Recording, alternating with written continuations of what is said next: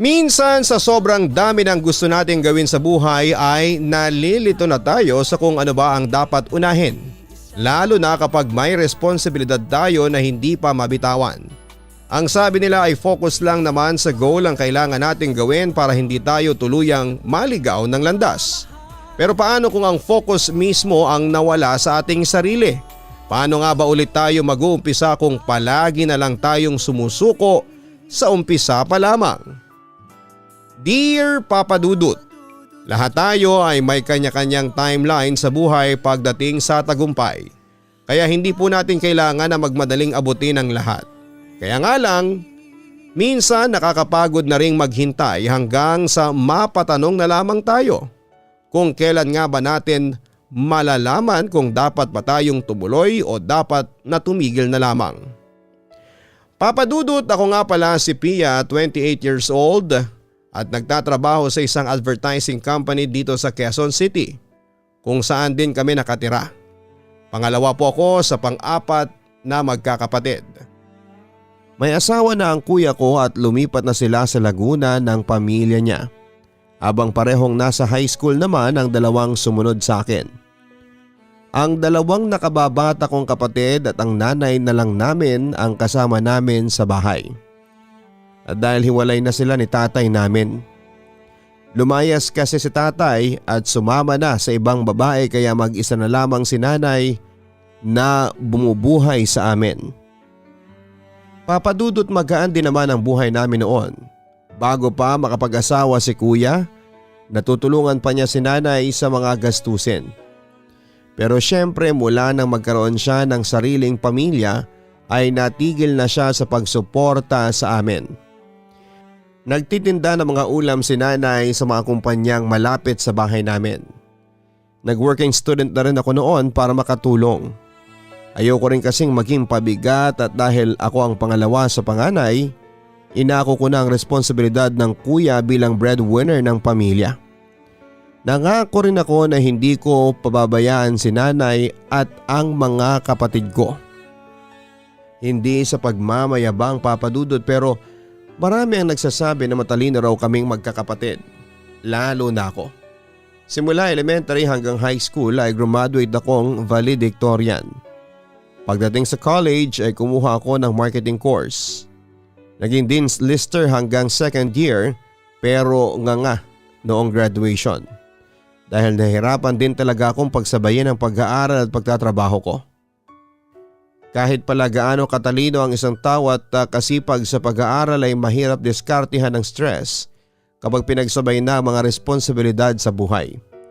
Siyempre hindi lang naman ako sa trabaho at pag-aaral may responsibilidad, kung hindi pa din na rin sa bahay namin.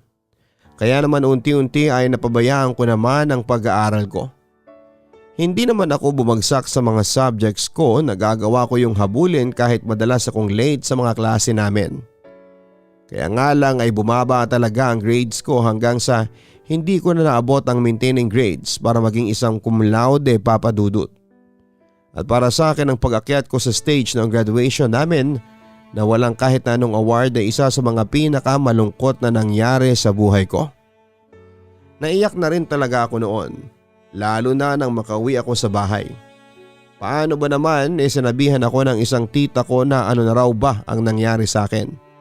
Bakit wala raw akong award na natanggap samantalang graduate ako ng valedictorian sa elementary at high school? Bakit daw kasi pinabayaan ko ang pag-aaral ko? Kaya raw siguro hindi ko man lang nakuha ang cum laude na award kasi hindi na ako seryoso sa college life ko. Masakit marinig yon mula sa kamag-anak, Papa Dudut. Kahit alam ko sa sarili ko na nagsusumikap naman talaga ako. Pakiramdam ko ay napabayaan ko pa rin ang pag-aaral ko dahil sa sinasabi ng ibang tao tungkol sa akin. Nag-expect na kasi sila ng mataas mula sa akin.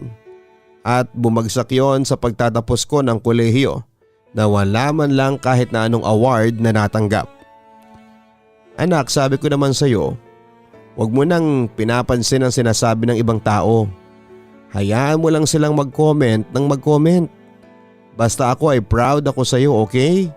Huwag mo nang isipin yon. Naniniwala akong ginagawa mo ang lahat ng kaya mo.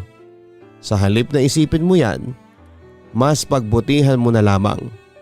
Lalo na ngayong magtatrabaho ka na. Pagpapagaan ni nanay ng loob ko nang makauwi kami ng bahay. Hindi ko na rin kasi talaga napigilan pa ang mga luha ko noon. Salamat po, Nay, sa paniniwala sa akin kahit parang hindi ko na kaya. Promise, mas babawi ako sa iyo ngayong graduate na po ako. Kapag nagkatrabaho na ako, mas matutulungan na po kita. Hindi lang sa gastusin dito sa bahay kundi pati na rin sa pag-aaral nila bunso. Ako nang bahala sa lahat. At sa una ko pong sweldo, lalabas tayong pamilya. Mamamasyal tayo, kakain sa gusto ninyong restaurant. Bibili ng mga damit. Basta ililibre ko kayong lahat. Ang wika ko naman. Kahit papaano ay nabawasan na noon ang bigat na nararamdaman ko ng dahil kay nanay. Salamat, anak. Naku baka mawili naman kami kapag ganyan ha. Natutuwang sagot niya. Deserve niyo naman po yun, Nay. Sa lahat ng hirap at sakripisyo ninyo sa pagpapalaki sa amin, lahat ng gusto ninyo ay unti-unti kong ibibigay. Pati yung bahay natin, ipapaayos po natin. Basta tandaan po ninyo, sa lahat ng ginagawa ko, kayo ang unang dahilan ko lagi, ang wika ko. Napakaswerte ko talaga sa iyo, anak. Salamat talaga. Sagot naman ni nanay. Isa yon sa mga pangarap ko, Papa Dudut. Ang mas maging magaan pa ang buhay namin nang dahil sa akin. Palagi kong pinapangako noon kay mama na susuklian ko ang sakripisyo niya sa aming magkakapatid. Mataas talaga kasi ang pangarap ko, hindi lamang para sa sarili ko kung hindi para sa pamilya ko. Papa Dudut, may boyfriend nga pala ako. Ted ang pangalan niya at kilala siya ni nanay. Schoolmate kami pero una siya ng 1 taon sa akin. At nang makatapos ako sa college, isa ng public teacher noon si Ted. Kahit legal ang relasyon namin sa bahay ay hindi maiwasan ni mama na paalalahanan kami tungkol sa limitasyon naming dalawa. Sinasabi niya sa amin na sana'y huwag daw muna kaming mag-aasawa at mag-aanak ni Ted. Siyempre ang sagot ko naman sa kanya ay tutuparin ko pa ang pangako ko na babawi ako sa lahat ng mga sakripisyo niya para sa amin. Mabuti naman, nililinaw at pinapalalahanan ko lang kayo kasi siyempre ngayong tapos na kayo sa pag-aaral, maiisip nyo na mas malaya na kayo o mas magagawa nyo na mga gusto ninyo kasi wala na kayong grades o kung ano man na iniintindi, ang wika pa ni nanay. Nasa bahay namin noon si Ted, Papa Dudut, at nagmimerienda. Humabol siya sa celebration para sa pagtatapos ko sa college. Hindi po kami ganun ni Ted, Nay. Saka sabi ko nga po sa inyo babawi pa ako, hindi ba? May tamang oras kami para sa sarili naming pagpapamilya at hindi pa po yun ngayon, sagot ko naman. Hay, salamat Pia, ang wika pa ni nanay. Tita, ipagpapaalam ko nga po pala si Pia na isasama ko sa bahay namin sa Makalawa. Birthday kasi ng mama ko at gusto siyang makita para daw maabati din siya. Paalam pa ni Ted. O sige, walang problema basta iuuwi mo pa rin dito yan sa amin ha? Pabirong sagot naman ni nanay. Syempre naman po, sagot ni Ted. Bumaling ang tingin sa akin ni nanay nang mapansin niya ang bigla kong pagtahimik. O Pia, bakit natahimik ka naman dyan? Tanong ni nanay. Ay sorry po, parang ngayon lang kasi nag-sink in sa akin na graduate na talaga ako. Na hello corporate world na talaga. Na hindi na ako estudyante. Na-excite ako bigla pero nakakakaba pa rin talaga, ang wika ko naman. Kung paano mo natatalo yung kaba tuwing unang araw ng pasukan, alam kong kaya mo rin tong bagong mundong papasukin mo anak, ang payo pa ni nanay. Tama si Tita Love, siguradong sisiw lang sa'yo yan.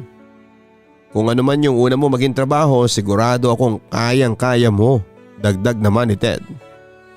Sana nga tama kayo. Kinakabahan ako Paano kung hindi kagad ako matanggap sa trabaho? Sabi kasi nila ay mahirap daw mag-apply. May ilan na akong pinasahan pero wala pa akong natatanggap na kahit na anong sagot. Pinanghihinaan ang loob na sabi ko. Ganyan talaga anak, pasasaan ba at matatanggap ka rin. Saka kakagraduate mo pa lamang. Mainam din yung kahit paano may pahinga ka. Kasi kapag natanggap ka na, tutuloy-tuloy na yan.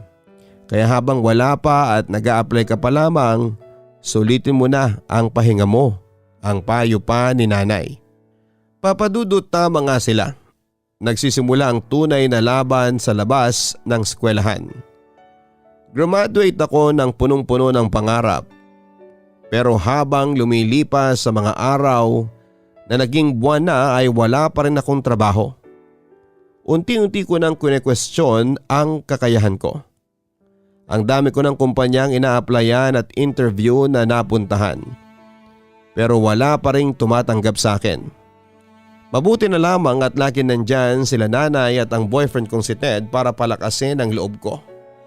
Hanggang sa matapos ang halos 6 na buwang paghihintay ay natanggap ako bilang admin assistant sa isang maliit na accounting firm. Aaminin ko na hindi ko masyadong gusto ang trabaho. Una ay hindi siya match sa course na tinapos ko. Pero dahil ayoko nang maging unemployed, itinanggap ko na rin at iniisip ang experience na makukuha ko. Ayos naman sana nung una pero habang tumatagal ay hindi ko na talaga kinaya ang boss ko sa sobrang toxic at pressure na ibinibigay sa akin. Lagi akong overtime ng walang bayad at lagi akong napapagalitan para sa mga trabahong hindi naman talaga dapat ako ang gumagawa at hindi rin ako na-train ng maayos. Pakiramdam ko noon ay ang hina ng utak ko sa kumpanya na yon. Ganon din kasi ang pinaparamdam sa akin ng mga boss ko doon. Hindi na nga nila ako na-train ng maayos tapos tinatambakan pa ako ng trabaho at sa huli, papagalitan pa nila ako sa mga mali na hindi naman ako ang gumawa. Kaya nga matapos ang 5 buwan ay nag-decide na ako mag-resign. Hindi nagtagal ay nag-apply muli ako at pagkatapos ng 3 buwan ay natanggap ako sa isang maliit na software company bilang account executive. Maayos naman lahat at kahit paano ay nag-i-enjoy din ako sa trabaho. Yun nga lang hindi ang mga kasama ko sa trabaho. Pakiramdam ko ay pinagtutulungan ako ng mga office mate ko. 3 buwan pa lamang ako noon pero palagi silang may side comment sa mga ginagawa ko. Mapaayos man o hindi. Kapag nagkakamali ako, grabe sila. Lahat kong magparinig sa akin. Pero kapag naman may nagawa akong tama, lalo na kapag nakakapag-close ako ng isang deal, ang dami nilang tanong na parang hinahanapan ako ng butas. Kaya naman tuwing lunch break, wala talaga akong nakakasabay na kumain. At tinatawagan ko na lamang si Ted para maglabas ng sama ng loob sa kanya. Pinapayuhan niya naman ako na pagtiyagaan ko na lamang daw muna ang trabaho na yon. Gusto niya rin na magsumbong ako sa HR pero hindi ko magawa dahil ka-close din ng HR ang mga bully kong office mate. Kaya wala na talaga akong ibang pagpipilian kung hindi ang pilit silang pakisamahan, Papa Dudut. Hay nako, may nag-overbreak na naman. Binabayaran ng kumpanya ang oras pero inuubos lang sa pakikipag-video call sa jowa. Nakakaloka. Pakapalan na lang talaga. Ang unfair talaga. Yung kami trabaho ng trabaho tapos yung iba tamang harot lang habang nasa trabaho. Pagpaparinig ng isang office mate ko. Hindi ako overbreak pero alam ko na para sa akin yung sinasabi niya kasi ako lang naman ang bagong balik mula sa lunch break noon. Oy Pia, nandiyan ka na pala. Akala ko nasa pantry ka pa kausap ang jowa mo. Hindi ko naman sinasabing parang ikaw yung binabanggit ko kanina pero parang gano'n na nga. Panay jowa ang iniintindi kaya mali-mali ang report na naipapasa. Wika niya na maglakad siya papalapit sa akin. Anong sabi mo? Anong report ng mali? Nagtatakang tanong ko habang nagpipigil ng inis. Ang sarap niya kasing sabunutan na at burahin ang makapal na lipstick sa makapal din niyang mga labi. Ayan yung pinasa mo kahapon. Sagot niya bago nilagay ang folder na hawak niya sa ibabaw ng table. Paano nangyari yun? Sabi ni Sir okay na raw yan. Ang wika ko naman. Mag-e-effort ba akong dalhin dito yan kung okay na pagtataray pa ni Vina? Pero nag-reply na nga si sir sa email ko tungkol dyan. Tapos sabi pa niya, if ever may ipapadagdag siya sa'yo na raw assign yun. Since ikaw ang magpe-present ng report na yan, pangangatwiran ko. Excuse me, ako na nga magpe-present, ako pa magdadagdag ng mga kailangan. Ayusin mo na to at i-consolidate sa file na isasend ko sa'yo. Kapag okay na, ipapacheck mo muna sa akin ha, tapos saka mo i-print at i-folder ulit, utos niya. Pero tapos na nga ako dyan, saka may proposal pa akong ginagawa para sa client na imimit ko bukas, giit ko naman. E di mag-OT ka para magawa mo rin to. May mga gagawin din ako no, kabago-bago mo ang dami mong angal sa trabaho.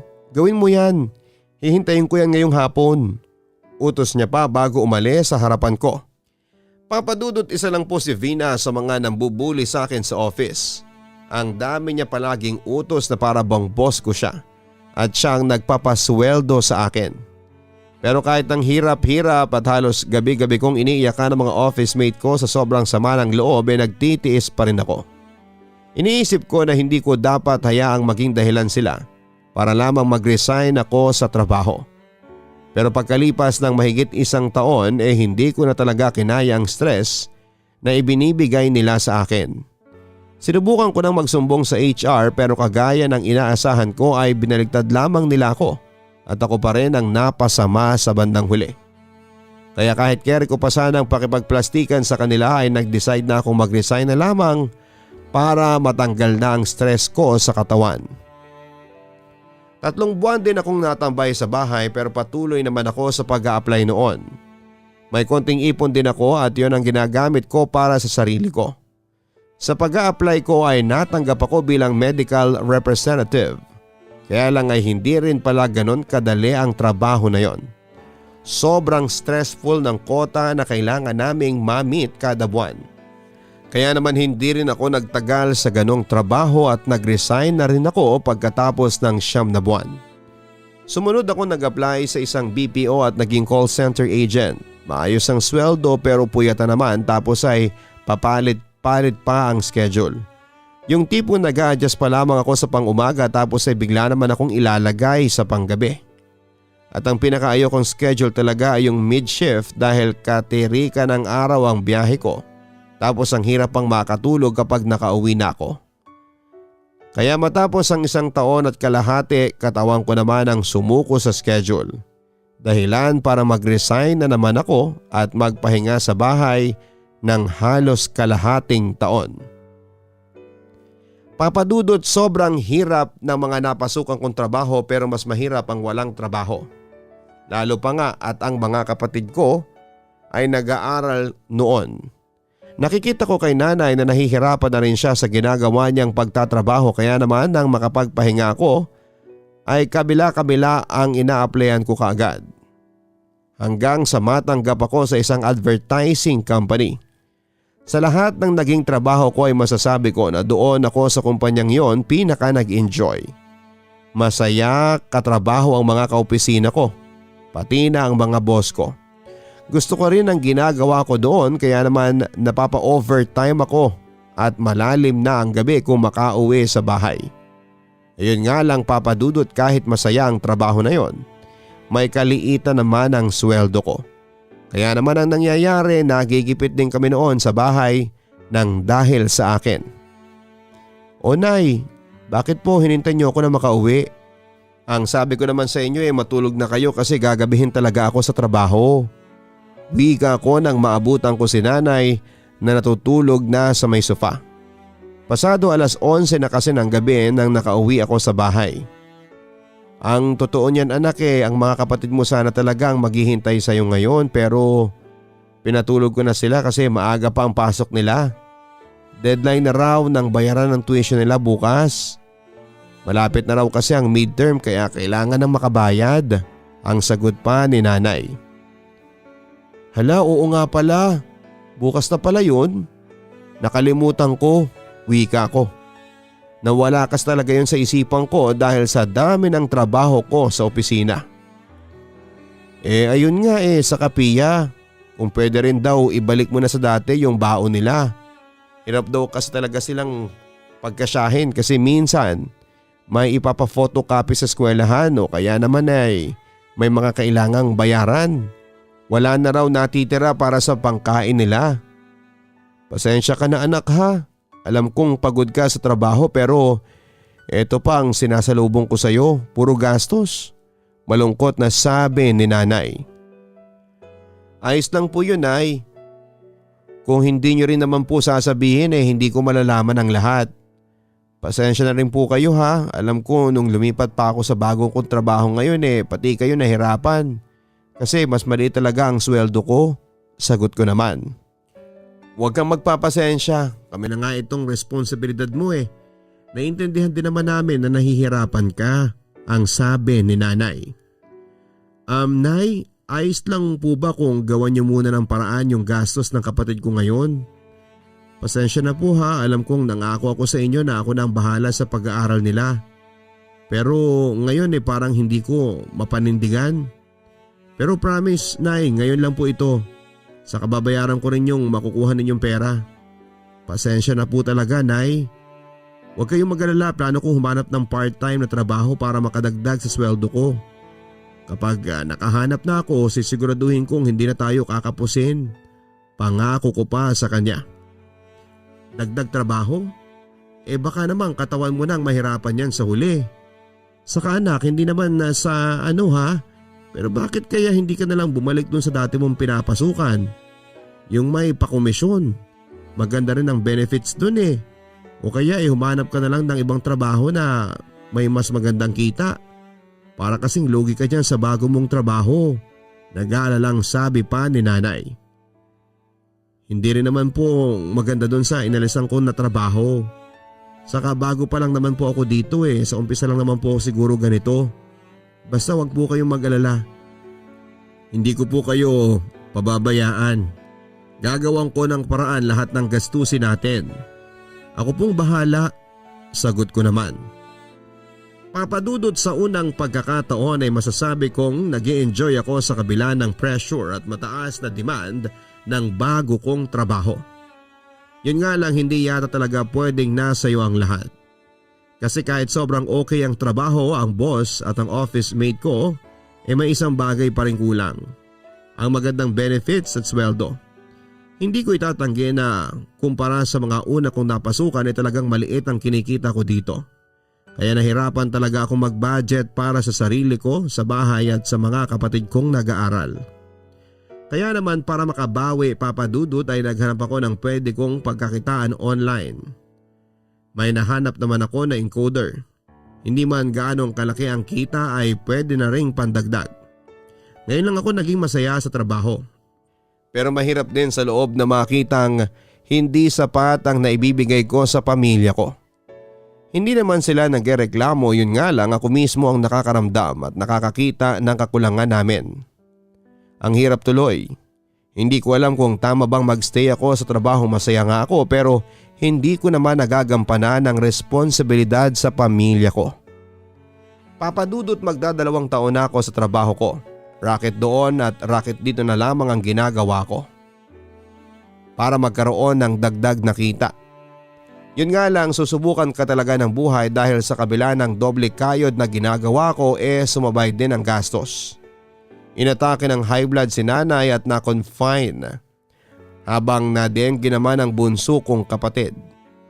Nalagpasan naman namin yun nga lang nagkaroon ako ng mga utang at hindi rin nagtagal ay ako naman ang nagkasakit dahil sa pagod ng katawan ko sa mga trabaho.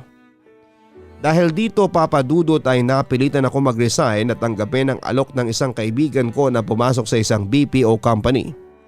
Hindi nagtagal ay natanggap naman ako dito. Kahit paano ay unti-unti ulit gumaan ang buhay namin nila nanay at ramdam kong masaya siya rito. Pinaka natutuwa siya doon sa part na covered sila ng mga kapatid ko sa health card ko. Kaya nagagawa ko siyang ipatingin sa doktor sa mga simpleng karamdaman niya noon. Ang payo pa niya sa akin sana raw ay huwag ko nang pakawalan pa ang kumpanyang pinagtatrabahuan ko. Alam ko naman papadudot na pati si nanay ay nahihirapan din sa palipat-lipat ko ng trabaho. Pero anong magagawa ko? kung hindi ko talaga maramdaman na masaya ako sa kumpanyang pinagtatrabahuhan ko. Kumusta ka naman sa office ninyo? Yung trabaho mo dun? Saka mga kasama mo ayos naman ba? Tanong ni Ted nang magkasama kaming kumain pagkatapos naming magsimba. Ayos naman, mababait naman sila, approachable. Pati yung supervisor namin okay naman sila, sagot ko. Ayun pala mukhang sulit ang lipat mo . Di masaya ka naman doon, tanong pa niya. Masaya naman, thankful kasi ang gaganda ng benefit sa akin at kinananay, sagot ko naman. Medyo matamlay akong magkwento sa kanya noon. Bakit parang hindi ka kumbinsido sa saya mo, love? Nagtatakang tanong ulit ni Ted. Masaya naman ako, siguro namimiss ko lang yung dating trabaho ko. Iba kasi yung challenge ko noon . Saka mas nag-i-enjoy talaga ako kumpara sa trabaho ko sa ngayon. Ewan ko ba love, minsan talaga hindi ko na maintindihan. Hindi lang ba talaga ako marunong makontento kaya ako ganito na kahit ang ganda na ng nakukuha ko hindi pa rin ako masaya. Pakiramdam ko may kulang pa rin . Hay, bakit kaya ganito ako? Naguguluhang kwento ko sa kanya. Baka naman naninibago ka lang love, sagot naman ni Ted. Sana nga. Sana kasi sa ngayon pakiramdam ko ang pinangahawakan ko lang sa trabaho yung okay na sweldo at benefits. Pero yung saya sa trabaho, parang wala . Alam mo yung pakiramdam na araw-araw pinipilit mong bumangon at sinasabi ko sa sarili ko na okay lang ako, na magiging masaya rin ako, na ginagawa ko naman to para sa pamilya ko kaya magiging maayos din ang lahat. Pero hindi . Ang bigat sa loob na halos hilahin ko na ang sarili ko para sa bagay na hindi ko naman yata talaga gusto. Paglalabas ko pa ng sama ng loob sa kanya. Magiging maayos din ang lahat, okay? Magpasalamat na lang tayo kasi ngayon may maayos kang trabaho. Ipagdasal nating maging okay ka dyan, payo naman ni Ted. Papadudod alam kong dapat maging masaya ako kasi ngayon kahit papaano ay mas marami na ako na ibibigay sa pamilya ko na hindi ko na ibibigay noon. Na ito yung bagay na hinihiling ko lang dati. Yung makatulong sa pamilya. Yun nga lang bakit hindi ko maramdaman yon. Sa kabila ng lahat bakit parang may kulang pa rin. Pinipilit kong kumbinsihin ang sarili ko papadudot na masaya ako sa buhay. May maganda akong trabaho, may mapagmahal akong boyfriend. Natutulungan ko ang pamilya ko pero bakit hindi ko maramdaman? Ang hirap. Pero araw-araw kong pinipilit ang sarili ko at umaasang isang araw ay mawawala rin ang bigat na nararamdaman ko. Hanggang sa ilang buwan nga ang lumipas at naging regular na ako sa trabaho. Kaya lang doon naman ako unti-unting nawala ng gana sa trabaho ko. Tinatamad akong pumasok at panayang sick leave. Napansin na yun ni nanay sa akin at ilang beses niya na akong pinagsabihan tungkol doon. Ayaw niya raw kasi na mawala pa sa akin ang kumpanya na yon at gusto niya na ingatan ko ang trabaho na yon. Para sa kanya ay bihira na raw ang kumpanya na nagbibigay ng mga ganon. Magandang benefits ang naibibigay nila. Pero ang hirap kasi talaga na magtrabaho nang hindi ka naman masaya. Ang hirap pilitin na makontento ka sa bagay na hindi naman talaga nagpapasaya sa'yo. At yun talaga ang madalas naming pinagtatalunan ni nanay noon, Papa Dudut. Pahinga pa ba talaga ang ginagawa mo anak? Kung marami tayong pera ayos lang. Kahit huwag ka na magtrabaho kaso hindi mahirap lang tayo. Ang dami nating gastusin. Kung ganyan ka na lang, ano mangyayari sa atin? Naiinis na wika ni nanay nang malaman niyang ayaw ko nang pumasok sa trabaho ng araw na yon. Ayan, puro gastos ang nasa isip ninyo . Kapag naiisip niyong gastos, ako agad. Makita niyo lang akong walang ginagawa, pakiramdam ninyo wala na akong iniintindi sa buhay. Nay naman, tao lang ako.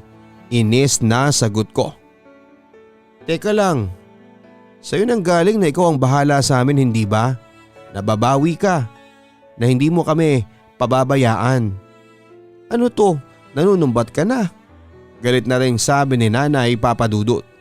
Nararamdaman ko na nasaktan siya sa mga sinabi ko.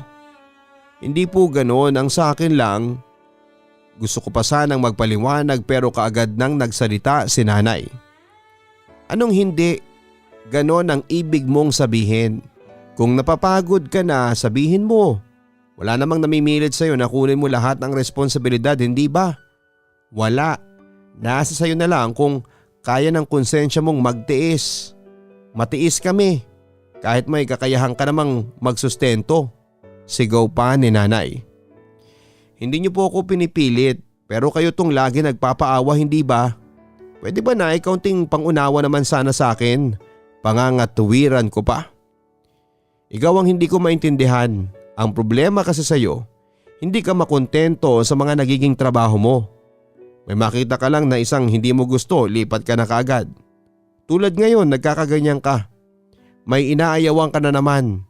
Dinadaan mo pa sa katamaran mo. Wika pa ni nanay. Akala nyo ba gusto kong magpalipat-lipat? Akala nyo madali sa akin na hindi ako tumagal sa mga trabahong pinapasukan ko? Ang lagi nyo kasing tanong ay kumusta ang sweldo? Kumusta ang benepisyo? Ni minsan ba tinanong nyo ako kung masaya ako kahit minsan? Naiinis na tanong ko.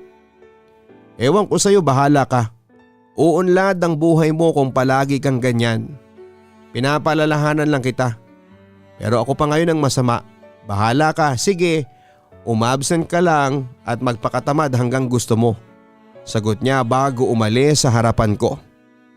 Papadudot, minsan iniisip ko na tama nga kaya si nanay na nagiging tamad na lamang ako. Hindi ko na rin kasi maintindihan ang sarili ko. Basta may pagkakataon ay umaabsent ako at madalas nga ay nagsisinungaling ako at gumagawa ako ng dahilan maka-absent lang. Yung 2 araw na day off, pakiramdam ko ay kulang na kulang para sa akin. Hindi naman toxic ang trabaho, wala ring problema sa mga kasamahan ko. Pero bawat araw talaga ay hirap na hirap akong pilitin ang sarili ko na pumasok. Para bang pagod na pagod ako lagi. Umabot na nga sa puntong kinausap na ako ng supervisor ko, Papa Dudut, dahil nga lagi ako nakalive. Nagsorry ako at gumawa ulit ng dahilan na mukhang tinanggap naman niya. At pagkatapos balik na ulit ako sa dati. Nagtrabaho ulit ako ng maayos at iniisip ko na lang na ginagawa ko yon para sa pamilya ko. Malungkot at medyo nakaka-stress kasi. Parang napipilitan na lamang din ako na gawin ang bagay na hindi ko gusto. Pero dahil mahal ko ang pamilya ko ay pinipilit kong kayanin ang lahat para sa pamilya ko.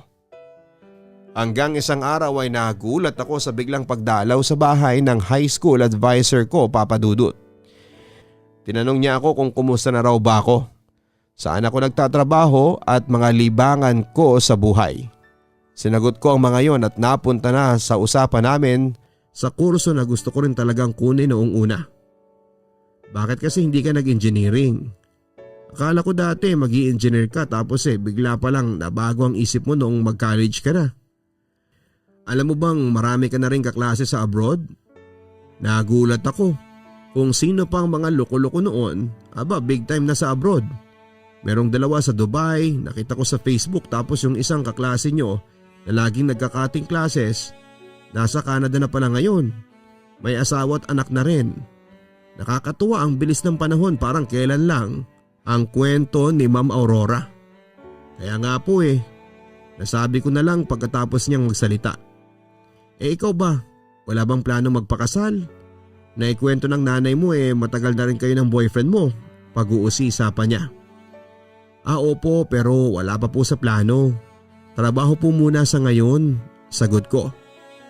Sa bagay, lalo kung career woman ka, madali namang magpakasal.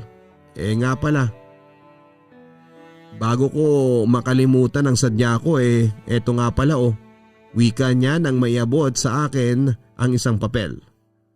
Ano po ito, ma'am? Tanong ko. Sa batch ninyo kasi kukuha ng commencement speaker. Since ikaw ang valedictorian sa batch ninyo, ikaw ang napiling mag-guest speaker ngayong darating na May na yan. Sagot ni Ma'am Aurora. Guest speaker? Sa graduation? Ako po? Hindi makapaniwalang tanong ko. Oo, Pia. May ilang buwan pa naman bago yan. Pero syempre, Maaga na naming iaabot ang invitation sa iyo para malaman namin kung pwede ka ba. Sagot niya. Wow, naku, maraming salamat po ma'am. It will be an honor po. Sagot ko naman. Miss ka na rin ng iba mong pang mga teachers. Kumusta kung araw sila sa iyo? Bale, tatawagan ka na lang din namin ulit kapag malapit na. Kunin ko na rin sana ang number mo ha, ang sabi ni Ma'am Aurora. Binigay ko naman ang cellphone number ko sa kanya at labis-labis akong nagpapasalamat. Hindi ko alam kung deserve ko ba yon pero syempre kaagad ko namang tinanggap ang invitation, Papa Dudut. Inulit ko pa ang pasasalamat ko sa kanya hanggang sa makaalis na siya sa bahay namin. Nang maiwan ako sa bahay ay napaisip na ako noon, Papa Dudut. Hindi ko kasi alam kung deserve ko pa ang invitation na yon. Pakiramdam ko kasi pinili lamang nila ako dahil ako ang valedictorian ng klase pero mas marami talaga sa mga naging kaklase ko o kabatch ko ang deserve na magsalita noon kaysa sa akin. Kaya naman ang makwento ko yon kay Ted ay hindi ko na napigilan ng sarili ko na maiyak. Alam mo yung pakiramdam na pinili lang nila ako dahil valedictorian ako dati. Pero kapag nalaman nila kung anong totoong nangyari sa buhay ko, siguradong madidisappoint ang mga tao. Lalo na yung mga dati kong teacher na hindi ko naabot kung ano man ang expectation ng mga tao sa akin. Naiiyak na sabi ko. Huwag ka nang magsalita ng ganyan at saka huwag mong isipin yung iisipin ng iba. Marami ka nang nagawa at nalampasan, ang sabi naman ni Ted. Hindi wala naman talaga ako. Wala ako kumpara sa ibang mga kabatch ko. Hindi nga ako graduate na may Latin honor ng college . Sa edad kong ito, yung iba kong mga kaklase, kung hindi nasa abroad may mga successful na negosyo. Yung iba may stable na trabaho, yung iba naman may sarili ng pamilya. Pero ako ilang trabaho pang pinagdaanan ko. 2 taon nga lang ang pinakamatagal ko . Giit ko pa. Iba-iba naman kasi ang bawat tao, hindi porket ganun ang naging kwento nila. Wala nang kwenta yung sayo. May sarili ka rin. Payo pa ni Ted. Hindi Totoo naman dapat sa edad kong ito ay stable na ang trabaho ko. May ipon ako. Dapat ready na ako sa future ko. Sa future natin. Pero hindi, sarili ko mismo hindi ko pa naaayos. Tapos hindi pa ako masaya sa trabaho ko sa ngayon. Katwirang ko naman. Huwag ka kasing magpapapressure sa ibang tao. Siguro kailangan mo lang din na i-stable muna ang isipan mo. Ako nandito lang ako at willing ako maghintay kung kailan ka magiging ready. Kaya mo yan. Siguro nga magulo pa ang lahat ngayon para sa'yo pero unti-unti mong ayusin. Tutulungan kita. Saka huwag mong ibaba masyado ang tingin mo sa sarili mo. Kasi hindi naman madali lahat ng pinagdaanan mo. Basta isipin mo na lang na blessing yung opportunity na dumaan sa iyo at i-grab mo yun. Baka yan ang way para iparealize sa iyo na hindi tungkol sa achievement lahat ng bagay. Kundi sa inspirasyon na pwede mong ma-share sa iba. Hindi naman tayo pinanganak na kabisado natin ang daan. Dumarating talaga sa point na naliligaw tayo. Basta ikaw magpatuloy ka lamang sa ginagawa mo. Ang payo pa ni Ted sa akin. Papadudod sa kabila ng pagdududa ko sa kakayahan ko at sa sarili ko mismo ay tinanggap ko na lamang ang pagiging guest speaker sa high school kung saan ako nagtapos. Kahit paano ay gumaan ang pakiramdam ko after kong magsalita sa harap ng maraming estudyante. Tama nga si Ted. Sa kabila ng lahat, nalagpasan ko ang lahat ng dumating sa akin. Na-realize ko rin na siguro isang bagay na kulang sa akin sa buhay diskarte at tiwala sa sarili na hindi pwedeng sipag at talino lang ang lahat. Kaya ngayon ay susubukan ko ulit maging matapang. Nag-apply ulit ako sa pangarap kong trabaho sa isang advertising company. Hindi ko itatanggi na nanghihina pa rin ang loob ko na baka hindi pa sapat lahat ng experience na meron ako. Na baka hindi ako mapili kumpara sa iba pero bahala na. Susubok na lamang ako. Total ay dito naman nagsisimula ang lahat, hindi ba? Maraming salamat sa pakikinig sa kwento ko at sana kahit paano ay nakapaghatid po ito ng inspirasyon sa mga nakatutok ngayong araw. More power sa inyong YouTube channel. Nagpapasalamat, Pia. Maraming iba't ibang level ang buhay natin at minsan akala natin nasa mababa pa rin tayo pero ang totoo ay umaangat naman tayo kahit papaano. Minsan lang ay bumababa ang tingin natin sa sarili natin kapag kinukumpara natin ang buhay natin sa ibang tao. Maraming salamat Pia sa pagsulat mo dito sa aking YouTube channel at siguro magulo talaga ang isipan mo sa kung paano ka talaga magsisimula pero tama naman ang naging desisyon mo sa huli. Magsimula ka ulit sa bagay na gusto mo na gawin sa buhay mo. Sa maniwala ka at sa hindi, lahat ng pangarap mo ay pwede mong marating basta marunong ka lamang maghintay at magsumikap.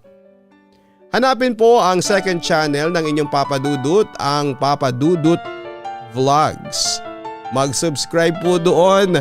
Maraming salamat po sa inyong walang sawang suporta. Ang buhay ay mahiwaga, laging may lungkot at saya. Sa Papa Dudut Stories, laging may karamay ka.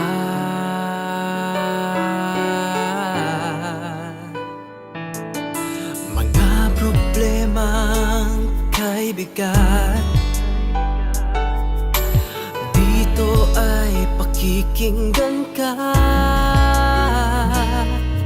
Sa Papa Dudut Stories, kami ay iyong kasama.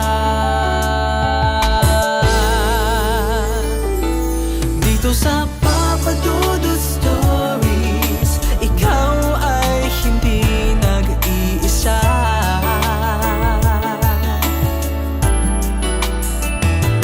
Dito sa Papa Dudut Stories, may nagmamahal sa'yo. Papa Dudut Stories, Papa Dudut Stories,